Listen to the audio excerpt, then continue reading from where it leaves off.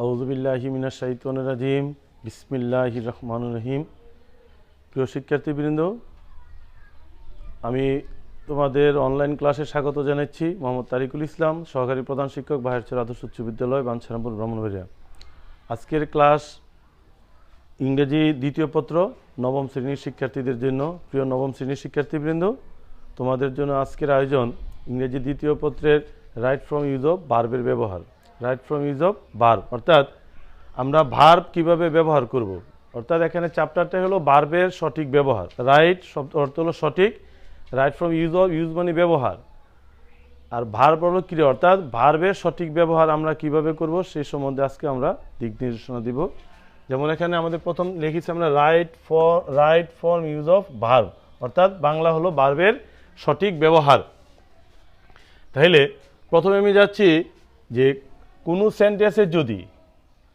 সেন্টেন্সে যদি always, regularly, sometime, often, daily, everyday, usually, normally ইত্যাদি থাকে এবং ওই সেন্টেন্সে যদি কোনো সময়ের উল্লেখ না থাকে, যদি সময় উল্লেখ না থাকে, কি বলছি, কোনো সেন্টেন্সে যদি সময়ের উল্লেখ না থাকে এবং ওই সেন্টেন্সে যদি always, regular, sometime, often, daily, everyday, usually, normally থাকে, তাহলে সেন্টেন্সটা করতে হবে প্রেজেন্ট ইনডিফিনিট টেন্স। তাহলে সেন্টেন্সটা কি করতে হবে? প্রেজেন্ট ইনডিফিনিট টেন্সে রূপান্তরিত করতে হবে। কি বলছি আমি আবার বলি, কোনো সেন্টেন্সে যদি always, regularly, sometime, often, daily, everyday, usually, normally ইত্যাদি থাকে এবং ওই সেন্টেন্সে যদি কোনো সময়ের উল্লেখ না থাকে, তাহলে সেন্টেন্সটি হবে present indefinite tense. Present indefinite tense. তাহলে আমি একটু উদাহরণ দিচ্ছি এখানে, যেমন he always get up early, he always get up. তাহলে এখানে অলওয়েজ আছে, কি আছে? অলওয়েজ আছে। তাহলে আমি বলছি যদি অলওয়েজ, তাহলে প্রথমেই আছে অলওয়েজ। যদি অলওয়েজ থাকে তাহলে সেন্টেন্সটি, এবং এই সেন্টেন্সে কোনো সময়ের উল্লেখ নেই, কোনো সময় উল্লেখ নেই, তাহলে সেন্টেন্সটি হবে প্রেজেন্ট ইনডিফিনিট টেন্স। কি হবে? Present indefinite tense. এ হলো প্রেজেন্ট। এখন প্রেজেন্ট ইনডিফিনিট টেন্স আমাকে করতে হবে। তাহলে প্রেজেন্ট ইনডিফিনিট টেন্স করতে হলে তাহলে প্রেজেন্ট ইনডিফিনিট টেন্সের স্ট্রাকচারটা জানতে হবে। কি জানতে হবে? যে প্রেজেন্ট ইনডিফিনিট টেন্সের প্রথমে সাবজেক্ট বসবে, তারপরে বসবে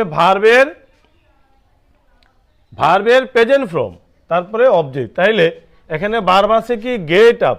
এই যে গেট আপ, তাহলে হবে এখানে গেটস আপ। গেট আপের জায়গায় হবে গেটস আপ। কেন গেটস আপ হবে? সাবজেক্ট যদি থার্ড পারসন সিঙ্গুলার নাম্বার হয় তাহলে মূল ভার্বের শেষে এস বাই যে, এখানে গেটস আপ হলো, এখানে গেটটা হলো মূল ভার্ব। সুতরাং এক্ষেত্রে আমরা জানলাম সময়ের উল্লেখ না থাকাতে এবং অলওয়েজ থাকাতে সেন্টেন্সটা হয়ে গেল প্রেজেন্ট ইনডিফিনিট টেন্স। টেন্সের ক্ষেত্রে প্রেজেন্ট ইনডিফিনিট টেন্স। আরেকটা উদাহরণ দিচ্ছি এখানে, দেখো Seema go to school regularly. Seema go to school regularly. আমি বলছি কি, যদি রেগুলারলি, সামটাইম, অফেন ইত্যাদি এই যে আছে রেগুলারলি, তাহলে এখানেও আছে রেগুলারলি। যদি রেগুলারলি থাকে কোনো সেন্টেন্সে এবং যদি কোনো সময়ের উল্লেখ না থাকে, এখানে কোনো সময়ের উল্লেখ নাই, তাহলে এটা হবে প্রেজেন্ট ইনডিফিনিট টেন্স। তাহলে আমি লিখছি Seema goes to school regularly. দ্বিতীয় নিয়মটা কিভাবে লিখ, দেখো বলছি কোনো সেন্টেন্সে যদি now at this moment, now at this moment, now শব্দ অর্থ হলো এখন, নাও শব্দ অর্থ হলো এখন, অ্যাট দিস মোমেন্ট শব্দ অর্থ হলো এই মুহূর্তে, অ্যাট দিস মোমেন্ট শব্দ অর্থ হলো এই মুহূর্তে। অর্থাৎ কোনো সেন্টেন্সে যদি নাও অ্যাট দিস মোমেন্ট থাকে তাহলে বুঝতে হবে যে সেন্টেন্সটিকে আমরা কোন টেন্সে রূপান্তরিত করব? এই যে প্রেজেন্ট কন্টিনিউয়াস টেন্সে, তাহলে রূপান্তরিত করব আমরা প্রেজেন্ট কন্টিনিউয়াস টেন্সে। এই প্রেজেন্ট কন্টিনিউয়াস টেন্সে রূপান্তরিত করার জন্য আমাদের যে জিনিসটি জানতে হবে সেটা হলো সেন্টেন্সে যদি কি থাকে? নাও থাকে অথবা অ্যাট দিস মোমেন্ট, এই দুইটার কোনো একটা যদি থাকে তাহলে আমরা ধরে নিব যে টেন্সটা হবে প্রেজেন্ট কন্টিনিউয়াস টেন্স। একটা উদাহরণ দিছি এরকম, দেখো we take lunch now, we take lunch now.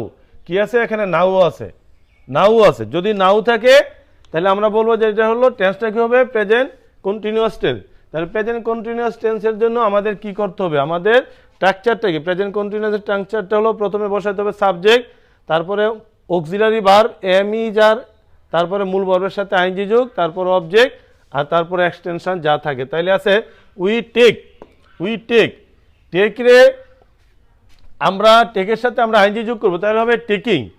Taking বসালে আমরা মূল ভার্বের আগে বসাতে হবে অক্সিলারি ভার্ব। তাহলে উইটা যেহেতু প্লুরাল নাম্বার, উইটা যেহেতু প্লুরাল নাম্বার সেহেতু এখানে বসবে কি আর। তাহলে we are taking lunch now, we are taking lunch now. তাহলে এখানে আরটা হলো অক্সিলারি ভার্ব আর মূল ভার্বটা হলো এখানে টেক, টেকের সাথে যোগ হয়েছে আইএনজি। কেন আইএনজি যোগ হয়েছে? যেহেতু প্রেজেন্ট কন্টিনিউয়াস টেন্স, এর জন্য আমরা বসালাম উইর সাথে আর বসালাম, তারপরে মূল ভার্বের সাথে আইএনজি যোগ করলাম। এখন এত কিছু করলাম আমরা কেন? যেহেতু সেন্টেন্সের শেষে কি আছে? নাও আছে। 3 নম্বরের নিয়মই আসছে, দেখছে অতীত নির্দেশক শব্দ। অতীত নির্দেশক যে সমস্ত ওয়ার্ডগুলো অতীতের সময়কে নির্দেশ করে, এই জন্য এই সমস্ত শব্দকে বলা অতীত নির্দেশক শব্দ। যেমন ইয়েস্টারডে, ইয়েস্টারডে বাংলা হলো গতকাল, ইয়েস্টারডে বাংলা হলো গতকাল, তাই গতকালটা আমাদের জন্য অতীত। তাহলে ইয়েস্টারডে শব্দটাই গতকালকে নির্দেশ করে, এটাকে বলে অতীত নির্দেশক শব্দ। ইয়েস্টারডে এগো, long ago, last night. Yesterday এগো, লং এগো, লাস্ট নাইট যদি থাকে তাহলে সেন্টেন্সটি হবে পাস্ট ইনডিফিনিট টেন্স। তাহলে সেন্টেন্সটি হবে আমরা কি করব? পাস্ট ইনডিফিনিট টেন্সে রূপান্তরিত করব। যে সেন্টেন্সটা থাকবে প্রদত্ত সেন্টেন্সটাকে আমরা পাস্ট ইনডিফিনিট টেন্সে রূপান্তরিত করব। কখন? যদি অতীত নির্দেশক শব্দ ইয়েস্টারডে এগো, লং এগো, লাস্ট নাইট থাকে। তাহলে আমরা একটা উদাহরণের মাধ্যমে দেখি। যেমন he give me a pen yesterday, he give me a pen yesterday, সে আমাকে গতকাল একটি কলম দিয়েছিল। যেহেতু অতীত নির্দেশক শব্দ হলো ইয়েস্টারডে, ইয়েস্টারডে হলো অতীত নির্দেশক শব্দ, তাহলে এখানে আছে গিভ, গিভটা হলো এখানে বর্তমান। যেহেতু আমাদের নির্দেশনায় আছে যে ইয়েস্টারডে যদি থাকে, সেই ইয়েস্টারডে হলো অতীত নির্দেশক শব্দ, সেই অতীত নির্দেশক শব্দের জন্য আমরা ব্যবহার করব পাস্ট ইনডিফিনিট টেন্স। যেহেতু পাস্ট ইনডিফিনিট টেন্সের অতীত নির্দেশক টেন্স, অতীতের সমস্ত কাজকর্ম বোঝানোর জন্য আমরা পাস্ট ইনডিফিনিট টেন্স ব্যবহার করি, এই জন্য ইয়েস্টারডে থাকলে হবে পাস্ট ইনডিফিনিট। এখন পাস্ট ইনডিফিনিট টেন্স কি? পাস্ট ইনডিফিনিট টেন্স হলো যে কাজটা শেষ হয়েছে, এটার ফল আর এখন নেই, এটাকে বলে পাস্ট ইনডিফিনিট টেন্স।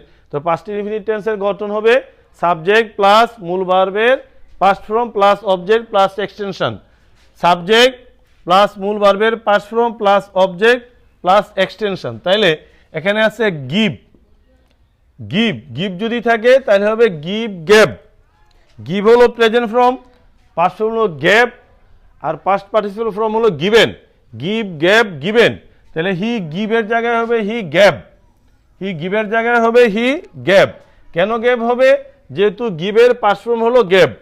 এখন বাকি আছে কি? মি এ পেন ইয়েস্টারডে, তো লেখা আইছে, তাহলে he gave me a pen yesterday. এই ইয়েস্টারডের জন্য আমরা এটাকে পাস্ট ইনডিফিনিট টেন্সে রূপান্তরিত করলাম। তারপর আরেকটা উদাহরণ দিচ্ছে এখানে, I watch A movie last night. যদি লাস্ট নাইট থাকে, যদি লাস্ট নাইট থাকে, এখানে আছে দেখো লাস্ট নাইট, যদি লাস্ট নাইট থাকে সেক্ষেত্রে পাস্ট ইনডিফিনিট টেন্স হবে। তাহলে এখানে হবে ওয়াচ, ওয়াচ অর্থ হলো দেখা, ওয়াচ অর্থ দেখা। I watch A movie last night, তাহলে আই ওয়াচড, ওয়াচের শেষে এইচ এর শেষে আমি ইডি যোগ করবো, এইচ এর শেষে যদি ইডি যোগ করে সেটা হলো পাস্ট ইনডিফিনিট টেন্স হয়ে যায়। তাহলে I watched A movie last night, I watched A movie last night. তারপরে 4 নম্বরে বলা হয়েছে যে সিন্সের প্রথম অংশ, সিন্সের প্রথম অংশ পাস্ট ইনডিফিনিট টেন্স হলে পরের অংশ হবে পাস্ট পারফেক্ট। সিন্সের প্রথম অংশ, এখানে দুইটা অংশ থাকবে, প্রথম অংশ এবং দ্বিতীয় অংশ। বলা হয়েছে যে সিন্সের প্রথম অংশ যদি পাস্ট ইনডিফিনিট টেন্স হয়, যদি পাস্ট ইনডিফিনিট টেন্স হয় তাহলে পরের অংশ হবে পাস্ট পারফেক্ট। প্রথম অংশ যদি পাস্ট ইনডিফিনিট হয় পরের অংশ হবে পাস্ট পারফেক্ট। একটা উদাহরণের মাধ্যমে আমরা দেখি, it is many years, it is many years since I write a letter, I write a letter. তাহলে it is many years, I write, তাহলে আই রাইটের জায়গায় হবে পরের অংশ হবে পাস্ট পারফেক্ট, তাহলে I had written a letter. তারপরে আছে যেমন সিম্পল সেন্টেন্সে দুটি ভার্ব যদি থাকে, সিম্পল সেন্টেন্সে যদি দুটি ভার্ব থাকে, ভার্ব যদি দুইটি থাকে। এখন সিম্পল সেন্টেন্সটা কি? আমরা জানি সেন্টেন্স হলো গঠন অনুসারে সেন্টেন্স হলো তিন প্রকার, সিম্পল সেন্টেন্স, কমপ্লেক্স সেন্টেন্স আর একটা হলো কম্পাউন্ড। সিম্পল সেন্টেন্স হলো একটি সাবজেক্ট থাকবে, ভার্ব থাকবে, অবজেক্ট থাকবে, অর্থাৎ যে সেন্টেন্সগুলো আমরা সচরাচর ব্যবহার করে থাকি এগুলো সিম্পল। সিম্পল মানে হলো সাধারণ। এখানে বলা হয়েছে উদাহরণ একটা, যেমন দেখছি বলা হয়েছে সিম্পল সেন্টেন্সে যদি দুটি ভার্ব থাকে তাহলে দ্বিতীয় যে ভার্বটা থাকবে সে ভার্বের সাথে আইনজি যোগ করতে হবে অথবা দ্বিতীয় ভার্বের পূর্বে টু বসাইতে হবে। যেমন আই স দ্য বেবি অথবা I saw the boys play, I saw the boys play. তাহলে এখানে দেখো দুইটা ভার্ব কোনটা, আমি বলছি সিম্পল সেন্টেন্সে যদি দুটি ভার্ব থাকে, এখানে স একটা ভার্ব, সটা হলো সি এর পাস্ট ফর্ম, সি এর পাস্ট ফর্ম হলো স, সি স সিন।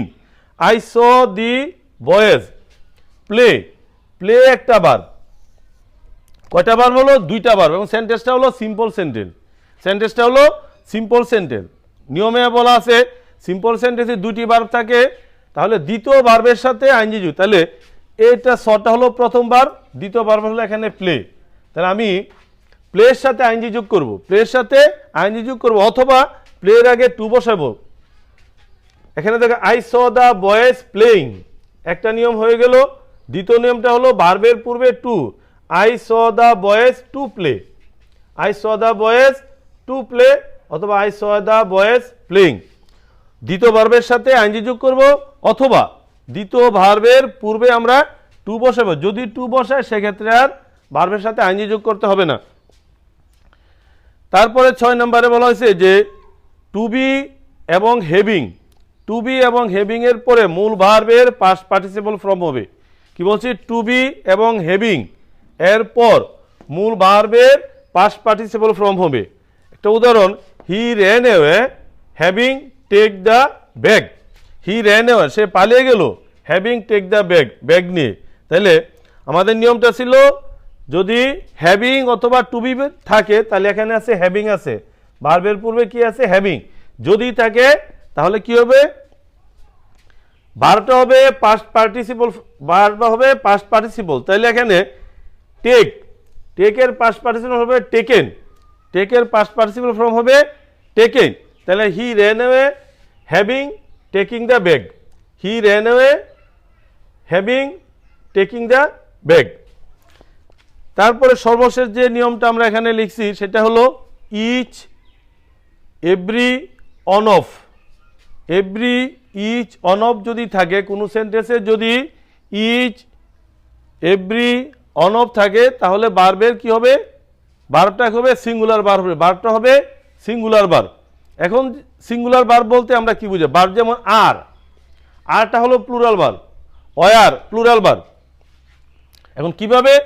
যেমন আমরা যখন আমরা টেন্স পড়াছিলাম তখনও বলছিলাম যে এম ইজ আর কোথায় ফার্স্ট পারসন সিঙ্গুলার সাথে এম, ফার্স্ট পারসন সিঙ্গুলার সাথে এম, থার্ড পারসন সিঙ্গুলার সাথে ইজ, আর বাকি সব নাম্বার এবং পার্সনের ক্ষেত্রে আমরা আর ব্যবহার করব। অর্থাৎ এমটা হলো সিঙ্গুলার ভার্ব, ইজটা সিঙ্গুলার এবং আরটা হলো প্লুরাল। তদ্রূপ ওয়াজ বা ওয়ার, ওয়াজ বা ওয়ার, ওয়াজটা হলো সিঙ্গুলার আর ওয়ারটা হলো প্লুরাল। এখানে বলা হয়েছে ভার্ব হবে সিঙ্গুলার ভার্ব, কি নিয়ম ক্ষেত্রে হলো each, every, one of the. Each, every, one of the যদি থাকে ভার্বটা হবে সিঙ্গুলার ভার্ব। তাহলে one of the students be present yesterday. তাহলে এখানে বলা হয়েছে ভার্বটা হবে সিঙ্গুলার, তাহলে এখানে আমরা প্রেজেন্ট যদি তাহলে ওয়াজ হবে। কেন? গতকাল উপস্থিত ছিল, তাহলে এটা অতীতকে নির্দেশ করে। আর যদি ইয়েস্টারডে না থাকে তাহলে আমরা এখানে ইজ ব্যবহার করব। তাহলে আমরা কি ব্যবহার করব? ইজ ব্যবহার করব। যদি ইয়েস্টারডে না থাকে তাহলে আমরা ব্যবহার করব ইজ। যদি ইয়েস্টারডে থাকে, ইয়েস্টারডে মানি তো গতকাল, গতকাল মানি হলো অতীত, তাহলে আমরা ওয়াজ ব্যবহার করব। আর যদি ইয়েস্টারডে না থাকে সেক্ষেত্রে আমরা ইজ ব্যবহার করব। প্রিয় শিক্ষার্থীবৃন্দ, তো আমাদের আজকের আলোচনা মোটামুটি এখানে আমি শেষ করতেছি। তো প্রিয় নবম শ্রেণীর শিক্ষার্থীবৃন্দ, তোমরা সবাই ভালো থাকো এবং সুস্থ থাকো। যখনই বাহির হবা অবশ্যই মাস্ক ইউজ করবা এবং বাহির থেকে আসার পর সাবান পানি দিয়ে হাত মুখ ধুইবা এবং সবাই পরিষ্কার পরিচ্ছন্নতা থাকবা। সবার জন্য দোয়া করি, সবাই ভালো থাকো। খুদা হাফেজ।